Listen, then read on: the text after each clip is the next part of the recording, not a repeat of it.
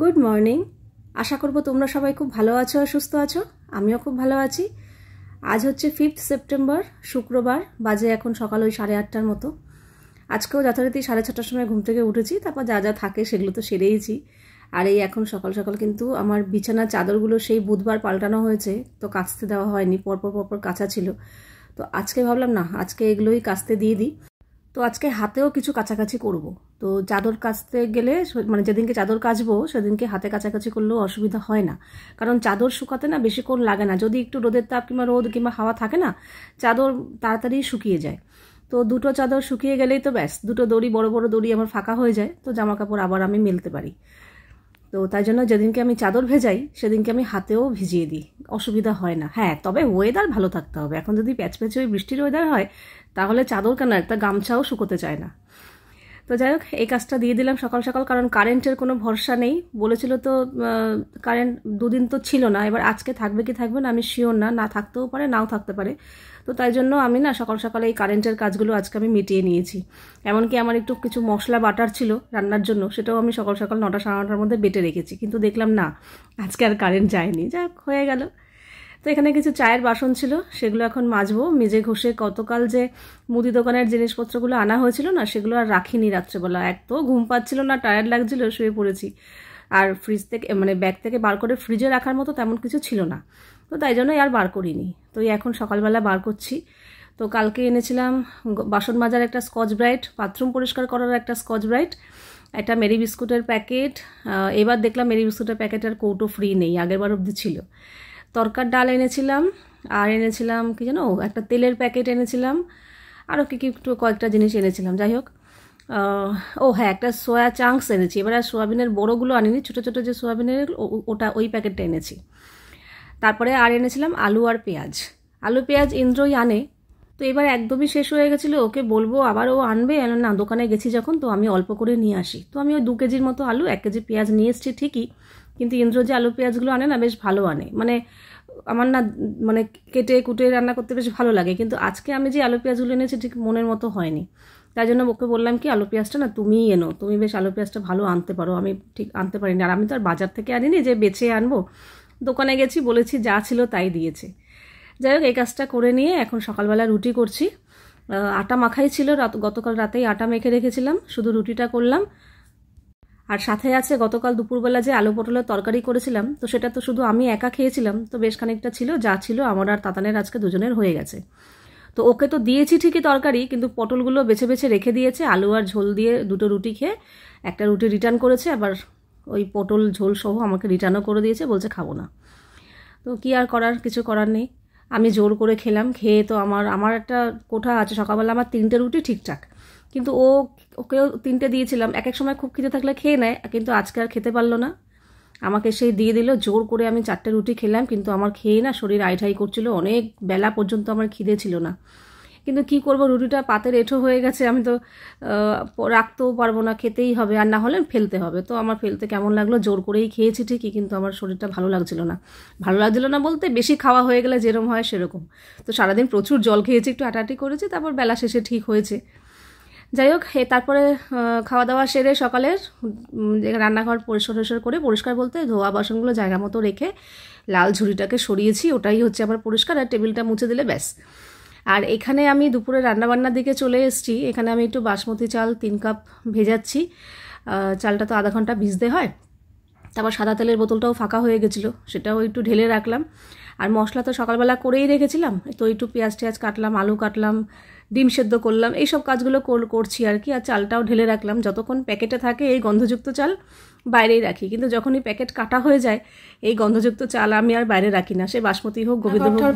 পরিষ্কার, টেবিলে পরিষ্কার, বাসন কোসন সব জায়গা মতো রেখে এখানে সব আমার গোছানো হয়ে গেছে। এই যে বাসমতি চাল এখানে ভিজিয়ে রাখলাম, এটা কিছুক্ষণ ভিজবে।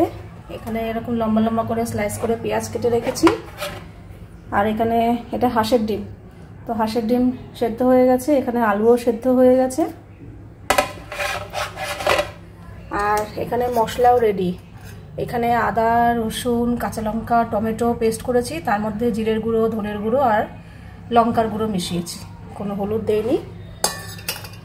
আমি যাবো স্নান করতে, কিছু জামা কাপড় ভিজিয়েছি, ওগুলো কেচে ধুয়ে স্নান করে আসবো। রান্নাটা এখন আর বসাবো না।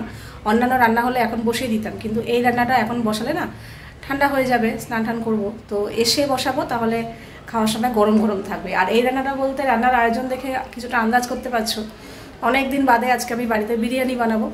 তাতান অনেকদিন ধরেই বলছে মাম ফ্রায়েড রাইস, পোলাও কিংবা বিরিয়ানি, এই তিনটের মধ্যে যে কোনো একটা কিছু বানাও, ইচ্ছা করছে। তো কালকে ইন্দ্র বললো কি তাহলে একটা কাজ করো, হাঁসের ডিমও রয়েছে, তো কালকে বিরিয়ানি করে ফেলো।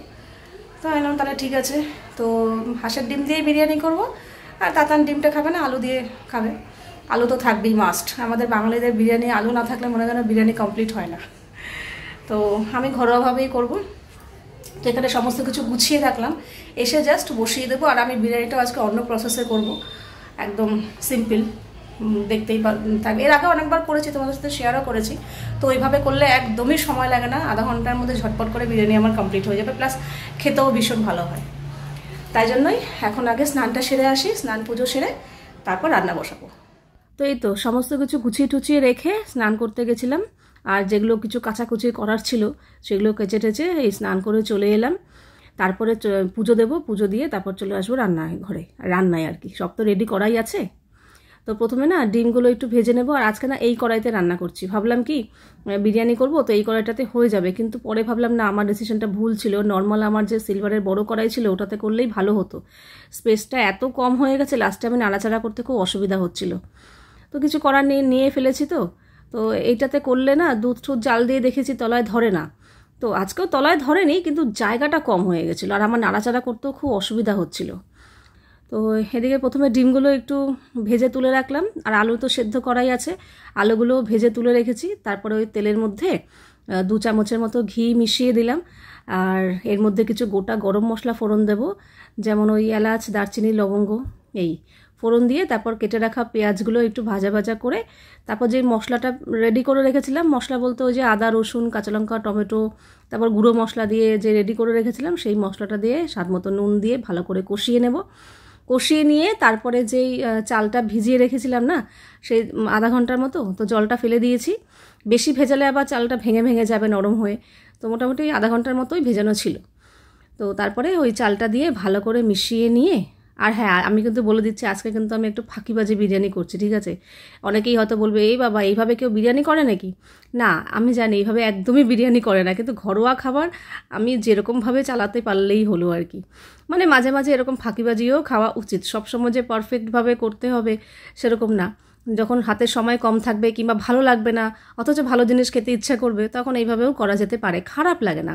পারফেক্ট বিরিয়ানির মতো হয়তো হবে না, কিন্তু খারাপও লাগবে না, সবাই খেয়ে পেট ভরে যাবে আর কি। মোটামুটি ওই পোলাও টাইপের আর কি, পোলাওটাই হিসাব মতো এইভাবে করে, কিন্তু আমি তার মধ্যে বিরিয়ানির যা যা জিনিসপত্র লাগে সেগুলো অ্যাড করে দেবো, ব্যাস।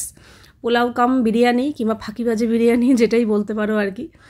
তো তাই সেটাই করলাম। বিরিয়ানি করলে তো আলাদা করে ভাত করতে হয়, তারপরে একটা লেয়ার সাজিয়ে দমে বসাতে হয়, তো সেই সব ঝামেলায় আর গেলাম না। ঘরোয়া নর্মাল চিকেন মটন তো না, ওই নর্মাল এগ বিরিয়ানি আর কিংবা আলু বিরিয়ানি যাই হোক ওরকম করছি, তো তাই জন্য এই সহজেই করে ফেলছি। তো চালটা দিয়ে মশলার সাথে ভালো করে একটু মিশিয়ে নিয়েছি, মিশিয়ে নিয়ে তারপর গরম জল অ্যাড করেছি। গরম জল বলতে আমি 3 কাপ চাল নিয়েছি, আর 5 কাপের মতো গরম জল দিয়েছি। পুরো ডবল দেবো না জল, তাহলে ভাতটা নরম হয়ে যাবে। তারপরে এইখানে আমি একটু কেওড়া জল, গোলাপ জল আর মিঠা আতর অ্যাড করে দেবো, ব্যাস, তাহলেই তো হয়ে গেল বিরিয়ানি। ও হ্যাঁ, আমি কিন্তু 2 চামচের মতো বিরিয়ানি মশলাও অ্যাড করেছি, সেটা আর শ্যুট করা হয়নি। তো মশলা যখন কষাচ্ছিলাম তখন, তারপরে সেই জলের মধ্যেই সব কিছু মিশিয়ে দিলাম, মিশিয়ে দিয়ে ভালো করে নাড়াচাড়া করে গ্যাসটা একদম কমিয়ে দিয়ে চাপা দিয়ে রেখে দেবো ওই 10 মিনিটের মতো, তারপরে ঢাকনা তুলবো। আর এখন দেখো, বললাম না স্পেসটা কম হয়ে গেছে, এখন সবে চাল দিলাম, এখনও ভাত হয়নি, এখনই কিন্তু কড়াই প্রায় ভর্তি ভর্তি। এরপরে যখন ভাত হয়ে যাবে, এরপরে যখন ডিম আলু পড়বে, আমার যে নাড়াচাড়া করতে কী অসুবিধা হয়েছে কি বলবো। তো মোটামুটি 10 মিনিট পর আমি ঢাকনাটা তুললাম, তুলে এখানে একটু গরম মশলা অ্যাড করলাম, আর একটু ঘি অ্যাড করে দেবো, আর তারপরে দেবো হচ্ছে ওই ডিম আর আলু যে ভেজে তুলে রেখেছিলাম সেটা দিয়ে দেবো। বিরিয়ানি মানেই ঘি, তো প্রথমে তো তেলের সাথে ঘি দিয়েই রান্নাটা করেছিলাম, তারপরেও এখন আরও 2 চামচ ঘি দিয়ে দিলাম। আর এই তো ভেজে রাখা ডিম আর আলুগুলো এখন এরকমভাবে দিয়ে দেবো, দিয়ে আর একটু চাপা দিয়ে ওই 7-8 মিনিটের মতো গ্যাসটা কমিয়ে রেখে দেবো।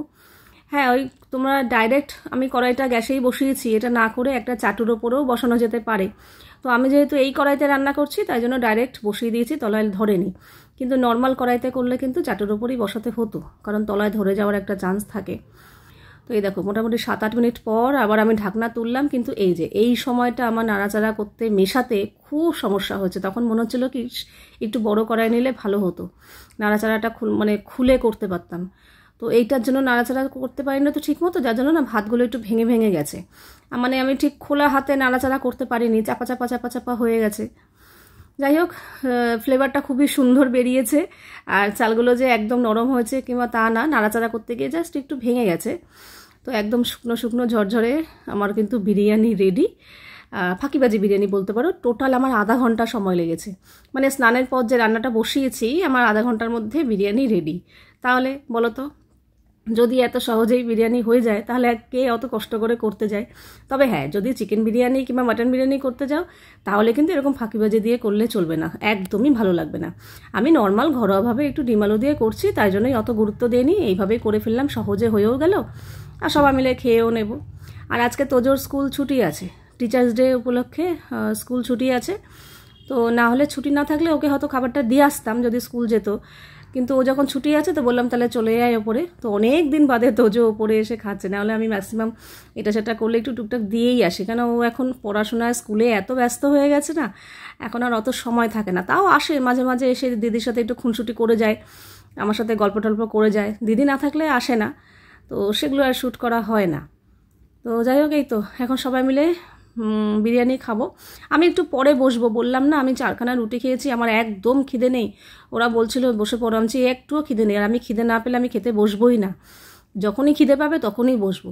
তো আমি খেয়েছি কখন জানো, সেই 3:30 না 4:45 বাজে। তখন আমার মনে হলো না, এইবার 4টে রুটি আমার হজম হয়েছে, এইবার আমি খাই। তো বেশি খাইনি, আমি অল্প করেই খেয়েছি, কেন অত বেলায় খাচ্ছি তো। Good evening. আজকে দুপুরবেলা একটা সিনেমা চালিয়েছি, আমি আর তাতান দুজনে মিলেই দেখছিলাম। দেখতে দেখতে যখন সিনেমাটা প্রায় শেষের দিকে, আমি আর নিজেকে রাখতে পারছি না, শুয়ে শুয়ে দেখছিলাম তো চোখ ভেঙে এরকম আছে। জোর করে চোখ টেনে টেনে তুলে সিনেমাটা লাস্টটুকু দেখলাম। দেখেই আমি তখন তাতাকে বলছি, মা আমি একটু ঘুমাই, নাহলে আমাকে আর দেখতে হবে না। তো বেশি না, আধা ঘন্টার মতো ঘুমিয়েছি। ঘুমটুম থেকে উঠে ফ্রেশ হয়ে সন্ধ্যাবাতি দিয়ে পুরো ঘরবাড়ি গোছালাম। ওই ঘরে যেহেতু একটু শুয়েছি, বিছানা টিছানা উল্টোপাল্টা হয়েছিল। তারপরে এই ঘরেও জামা কাপড় ছিল কিছু, সেগুলো ভাঁজ ঠাজ করে রাখলাম। মোট কথা ঘরবাড়ি একটু গুছিয়ে টুচিয়ে রেখে তারপরে একটু বসে বসে তোমাদের কমেন্টসগুলো পড়ছিলাম। এখন ওইখানে প্রজেক্ট কমপ্লিট করছে, হয়েই গেছে, আর লাস্ট ফিনিশিংটা বাকি আছে আর কি। ওই ফ্রন্ট পেজটা রেডি করছে, কালকেই ওদের প্রজেক্ট জমা দিতে হবে। আর আমি অনেক দিন বাদে আবার একটু চা খেতে ইচ্ছে করলো, চা মন চাইলো। তো এখানে একটু চা আর এই যে 2টো বেকারির বিস্কুট নিয়ে এখন একটু বসবো, বসে চাটা খাবো, খেয়ে দিয়ে তারপর যাবো রাতের রান্নায়। আর ওখানে দুধ বার করে জলে ভিজিয়ে রেখেছি, ওই যে, কারণ কালকে দুধটা এনে না ডিপ ফ্রিজে রাখা হয়েছিল, তো কালকে আর জাল দেওয়া হয়নি। এই এখন বার করে জলে ভিজিয়েছি, বরফ প্রায় ছেড়েই গেছে। রান্নাঘরে যখন ঢুকবো রান্না করতে তখন দুধটাও জাল দেবো, আর আজকে দইও বসাতে হবে, দইও শেষ। তো এই যে এখন দুধটা জাল দিয়ে নেব, তারপর আলু ভাজা করব, আটা মাখবো, রুটিটা পরে করব। আর এই যে আমি এই আমুল গোল্ড দুধটা ব্যবহার করি, যেটা খুব ঘন দুধ, আর সর পরে, খুব মোটা সর পরে, আর তোমার হলদি একটা কালার আসে। আচ্ছা, তোমাদের মধ্যে একজন কমেন্ট করছিলে যে রেড কাউটা এনে দেখো, রেড কাউ এরকম। আমি রেড কাউও খেয়েছি। রেড কাউ আর আমুল গোল্ডের মধ্যে একবার তোমাকে রিকোয়েস্ট করছি, রেড কাউ খেয়েছো তো ভালো, আমি খারাপ বলছি না, কিন্তু আমুল গোল্ডের সাথে তুলনা হয় না।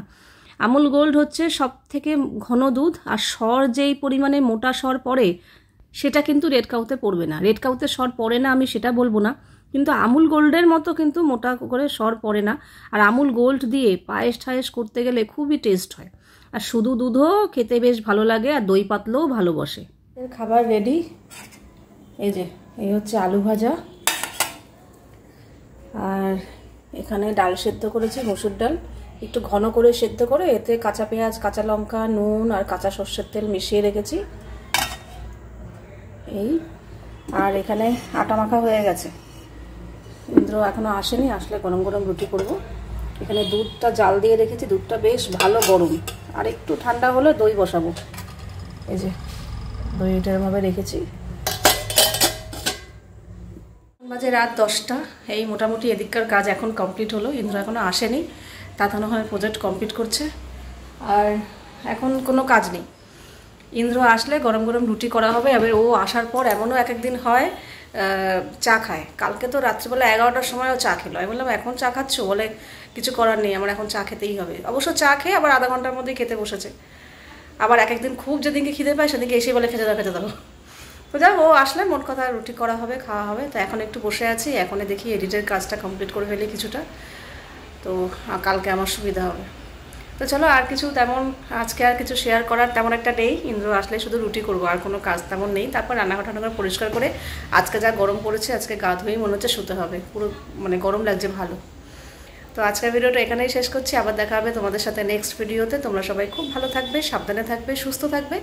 তাহলে love you all, good night and tata.